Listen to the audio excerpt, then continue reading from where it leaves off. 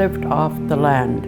We lived off the food we get from the water, the ocean, the rivers. And, you know, and men went hunting and we got meat that way, deer. And our guys knew what was the right time to go hunting, and they just didn't go hunt any time. And that meat was dried and preserved and put away for, and shared with the community. Yeah, that was really just how people lived, and everybody worked. And there was no money, you know, trade. There was a lot of trading. I traded with people from Campbell River and Comox, and Grandpa rode over there. He'd row over there or put the sail up and go, and we'd go to Cape Mudge, and people would come down with their goods, and we're all on the beach and do the trading. And they bought our dried herring roe and dried herring. That's so changed today. We're so reliant on the stores for everything. I wish more of the young people would learn to do those kinds of survival teachings. It's so important.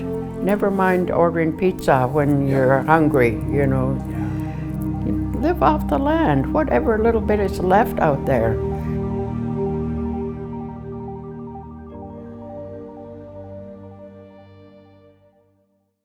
Appreciate it. 100%. You're welcome. Good to see you. Good to see you much too. of you. You're always I so know, busy. I'm bad. Oh, you're I'm not. bad.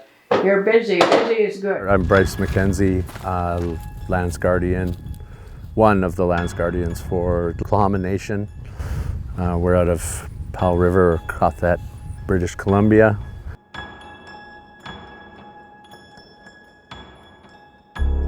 Oh, the tide's out, the table's set. That was a saying.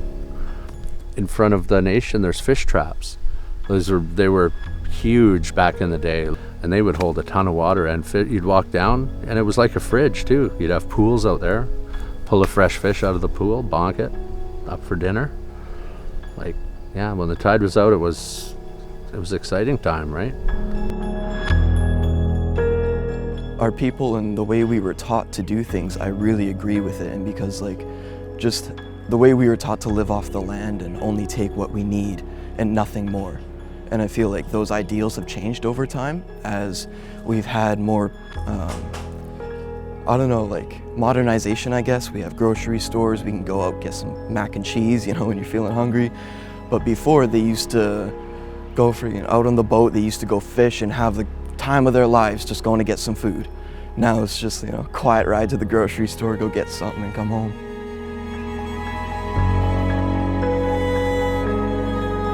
And when you go out there, and a lot of our teaching is you honor the deer. I'm only here. You almost like ask, it's very spiritual.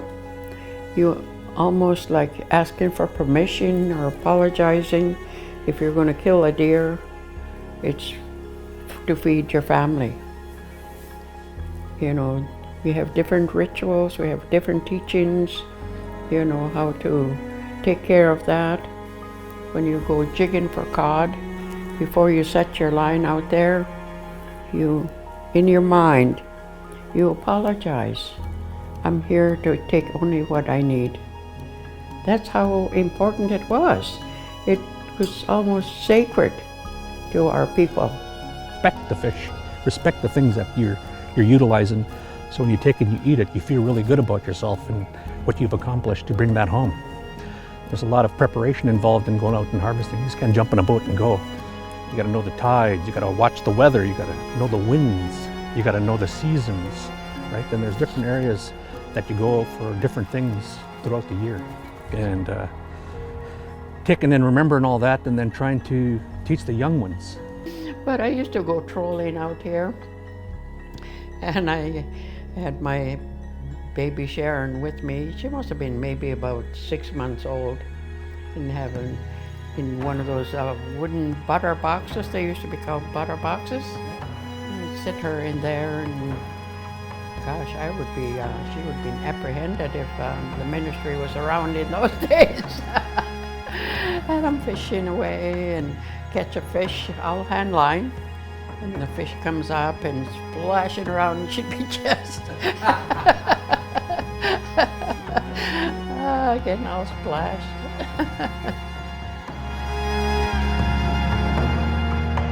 Everything was better. There was way more food everywhere. You could come out for an hour and you can go home and fill your freezer. It was epic back in the day. But it just slowly, year by year, declined. I hear from all the elders are telling me stories about what used to be here, what used to be there, and how much just nature there was everywhere, plants everywhere. And now it's all getting cut down and so much logged up there. Like when I was going up the other day, it was crazy seeing how much was just cleared out there and thinking about how big that forest could have been before, how big it used to be. And it's kind of sad, honestly. Every year we had fish that come into the family and we were able to smoke it, we were able to can it. And in 2010 I turned 30, and that was the very first time that I actually felt the food insecurity. We didn't have fish that was regularly dispersed to the community anymore. So we didn't have the canned fish and we didn't have the smoked fish as readily available as we did prior to that. And that's 2010, so that's just 10 years ago. This is the first project where we're talking about climate change health risk assessment. And this is something that we just introduced this year with the project that we're doing right now with the climate change health risk assessment for the Tlaamin territory. So we're in the very beginning stages of it, and we need to learn more as we go forward. And like I said, climate change is evident as we speak, so we're learning as we go. I look at climate change as a big concern as a Tlaamin member, but also as the fisheries hatchery manager, and the potential that we have to lose our loss of tradition to allow us to access traditional food.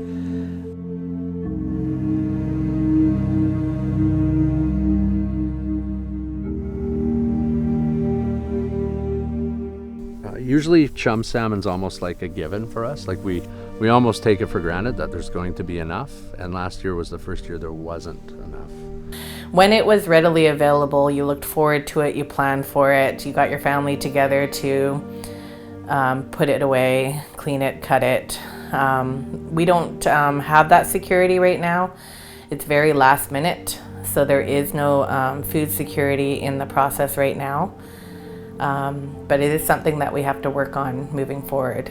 You know, the mill over here, when we were displaced from that site, it was a giant sockeye river, a great big one. Oral history, it was amazing. And you know, and the way we chose places to live was food source, fresh water, escape route, and it was all there. It was there in spades. So that river, unfortunately, was dammed in the turn of the century. We're in talks right now to actually take back the mill site, which unfortunately has gone bankrupt. There's a $60 to $75 million cleanup, and it'll probably be up to us and government funding to try to clean that up. But if we can turn that around, get the sockeye back in there, as well as Unwin Lake, which is up in desolation. We've been working on a project for years up there as a nation to get the sockeye back in there. In the 20s, I believe it was logged, and the guys diverted the stream, the spawning bed, to make a spillway to float all the logs down, and then when they were done, they left. Right? It was kind of the way things were done back then. Not by us, but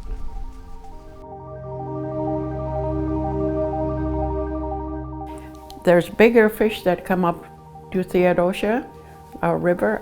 We lived up there. My grandparents we have a village up there, which is not livable now because it got damaged by the dam they put up the river for power from the mill. You know, in the fall, in the summer into the fall. And we would catch the early run, which is coming up now. They're totally different. They're huge chums. And that was for barbecuing. That was for 10, right? And especially the male fish, they're really nice. And then after that, we would come to Oakover Inlet, which is another one of our small reserves, is there by the river. And the salmon, or the chums that come up that river, is really rich. They're smaller, they're oily, they're really rich. And we would smoke fish then, smoke and dry that fish. And that was for toasting over open fire. You see the oil just bubbling off there. It's so rich and beautiful. And then in the winter now we come back here in November, come back here, and that's when we get abundance of fish from this river. My granny used to do about 300 fish from this river. They were big smokehouses. It used to be lined up around the waterfront there. And that's where, you know, she used to hang her fish, and the next door neighbors, Chief Tom and all those guys, they all had their smokehouses closer to the water, and they would all be just smoking fish. Yeah, so everybody got into it, and so they knew where to go first and where to go next and come back home here for the winter months. Yeah, so they had a real process and organized. They were organized and they helped one another. We talk about the different medicines and these trees that we have around us, this beautiful cedar. The cedar, the roots down there actually, traditionally back in the day, helped develop, and people made baskets from these roots. And from the trees, the beautiful mature trees, the bark was taken off to make balers for our dugouts, which were also built from this tree. The cedar tree has a spiritual significance in our community, basically because it's actually a part of our livelihood. The cedar branches that we have up there, it's a spiritual cleansing. When we're basically doing spiritual smokes or we're doing traditional swims, we're basically blessed with these cedar leaves because it has a high spiritual value with our people. The cedar boughs are also used for gathering and harvesting herring roe. Basically, they take all these cedar branches, cut a few of them off, bundle them together, add a piece of rope with a bobber on top, and anchor those cedar boughs right into the milky water where the herring will be able to spawn on them. Oh, there used to be so much herring. People would always be ready, you know, oh, those little birds are coming, the auaune, we call them auaune, because they do that, auaune, auaune, you hear them. We don't even hear them anymore, because they used to come with a herring. Yeah, because that was the indication, that was a signal for our people. So they right away go and, you know, cut some cedar branches and that, and have it ready. As soon as it gets milky out there, then they're out there. We'd be out there putting those cedar branches in. They haven't come since it was fished out. Never got the return after that. We haven't had it for years. A few times it's trying to come back, and you'd see little bits and people get excited, and I just know it's not going to happen. Because those little birds didn't come, those little ducklings didn't arrive. They were indicators of herring coming to spawn. It'll be just white. That's why this place is called Tishosim. Tishim means milky.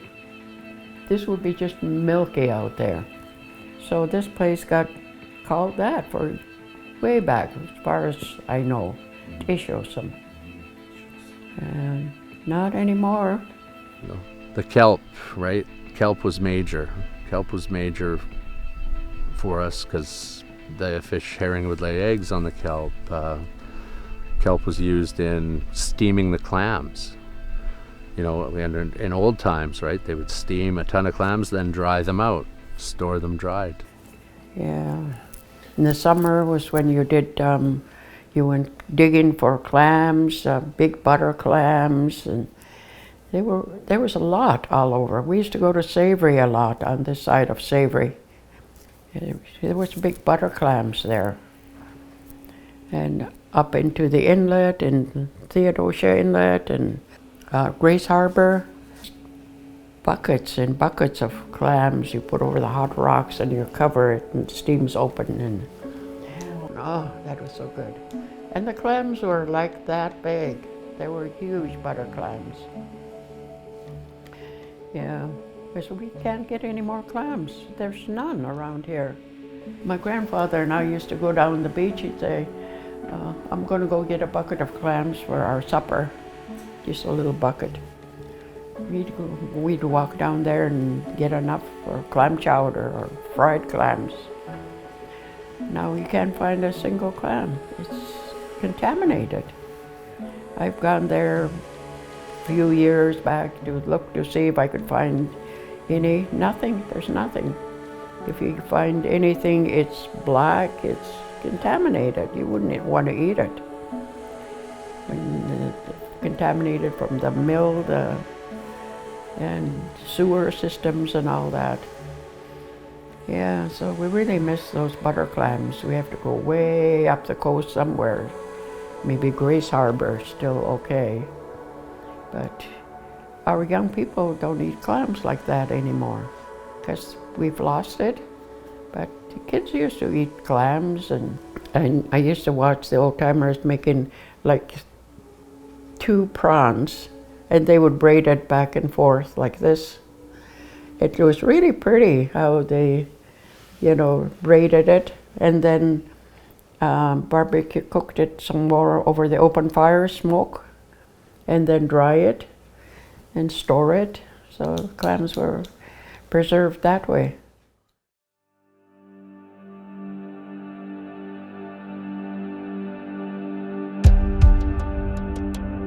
Harwood Island, this is the spot. Here, Theodosia, up the coast at Marina Island, Texada, even in our backcountry.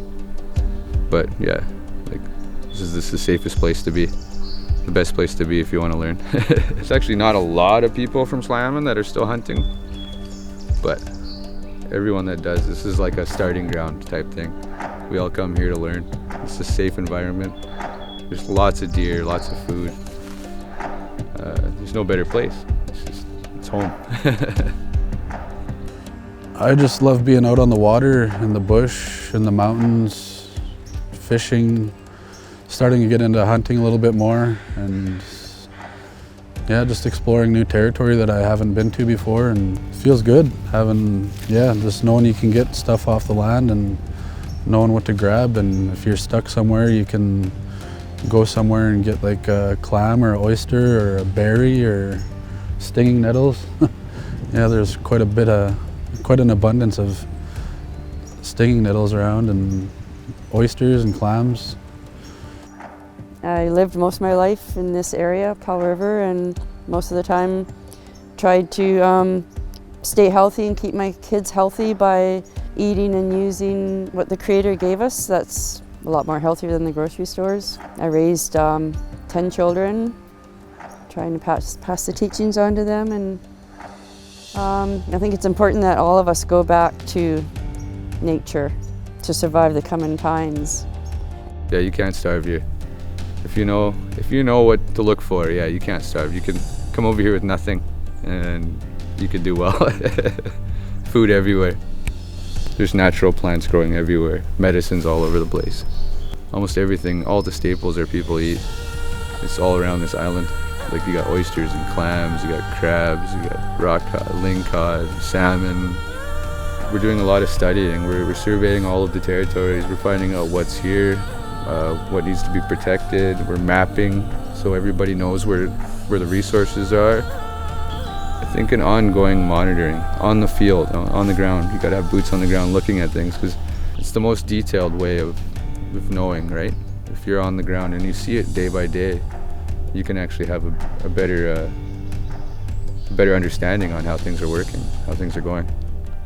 You can't really look at this from the sky or from my satellite, right, and tell everybody how it is. The only way is to be out here, experience it, sit down with all of our elders, and we can ask them how it was when they were around here. And we can kind of hash it out and figure out a new game plan on what we can do, how we can better ourselves and our people and our land.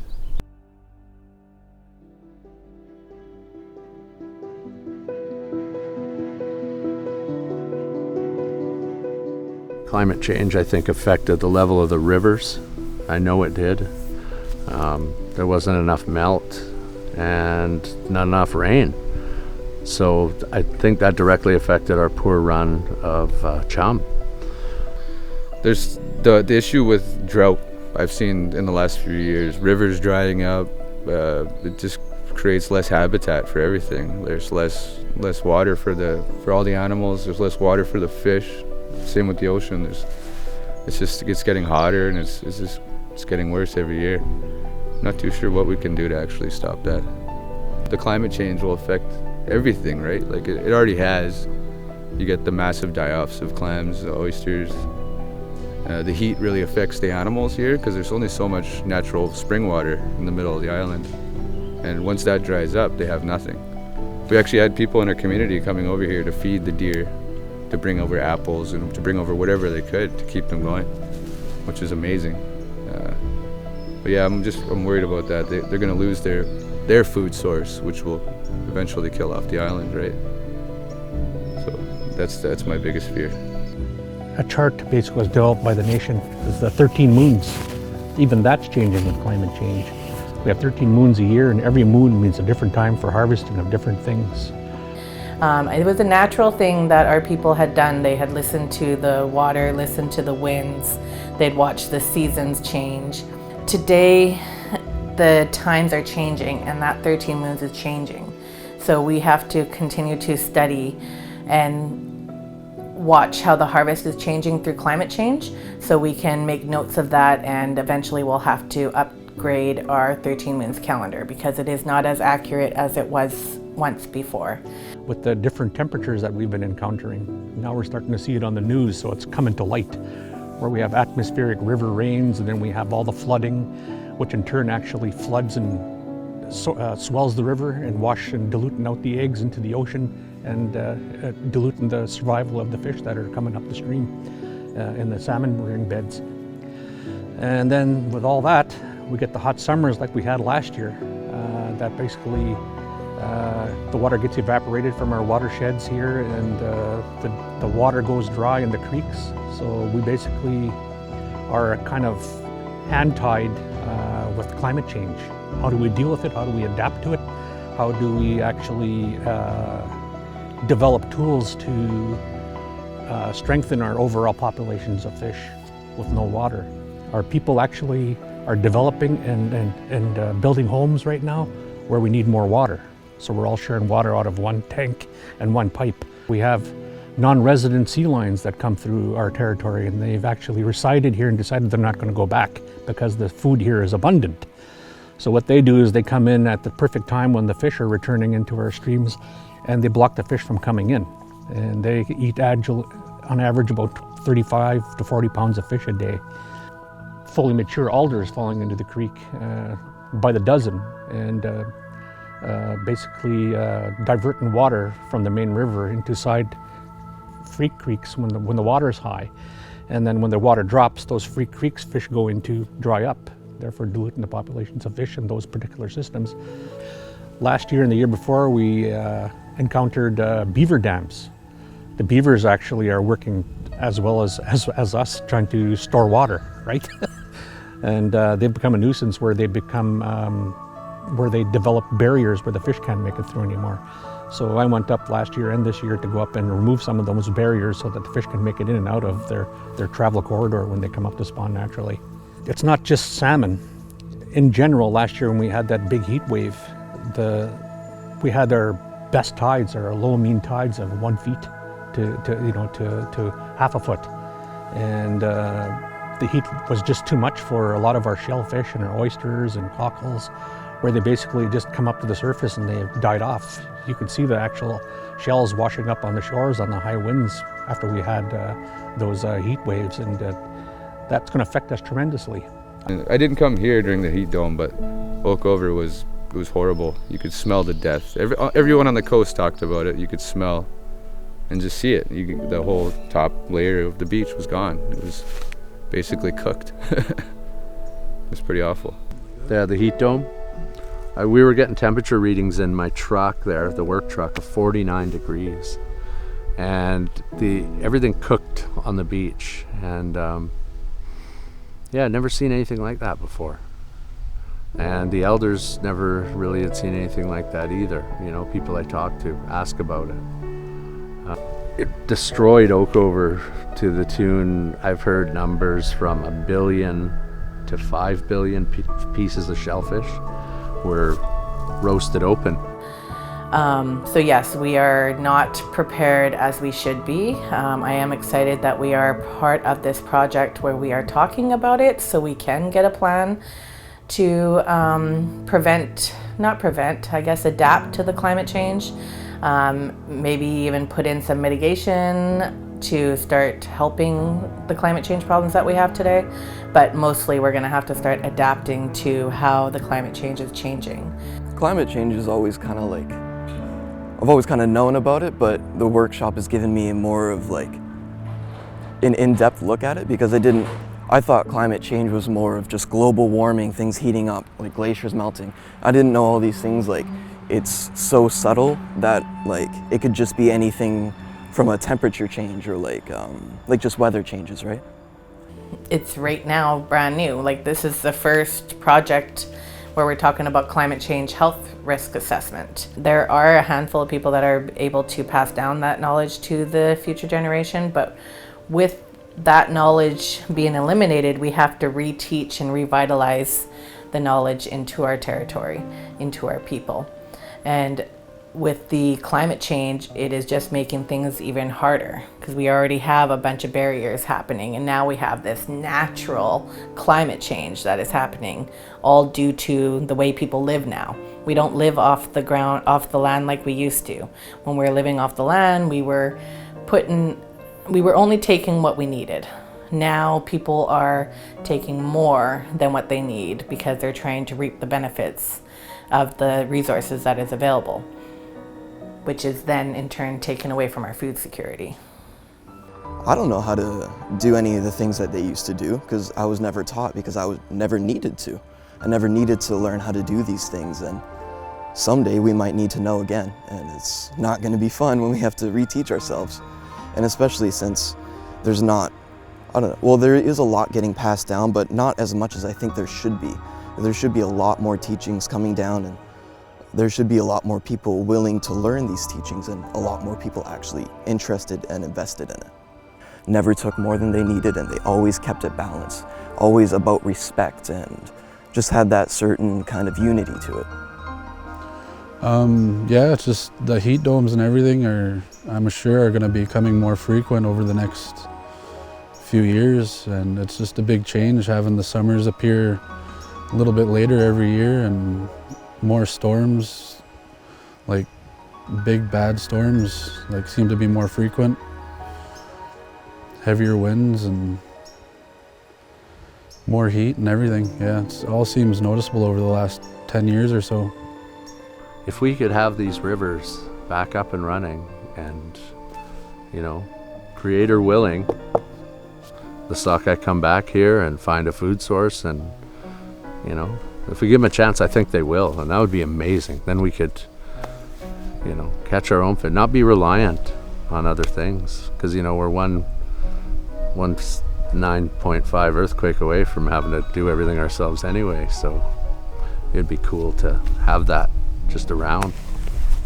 We remember kelp here. Like, there was kelp right out from where I'm sitting, tons of it, and there was coho bait. The herring could hide in it, the coho would hide in it. It would bring in, you know, there were abundance of whales, and then when the herring were fished out in 1986 in 48 hours, it's taken, you know, 30 years, 27 years to get a decent fishery back.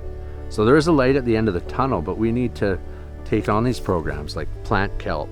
We need to bring back the eelgrass to our estuary. That's where the fry will hide when they come down the river. I think it'll it'll start. We just need that little kickstart, you know, to maybe help it along, and, you know, do whatever we can to help. It's worth it. It's worth saving all this.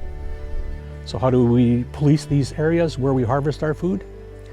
What we basically need to do is we need to maybe establish 7 possible harvest sites.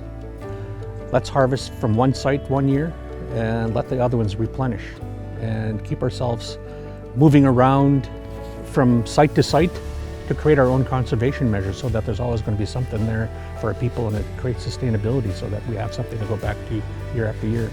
So they'd go there. So there's a lot of fish camps where people went and harvested back in the day. So I'd like to see that happen again, and see everything start to increase, hopefully, and with our efforts, and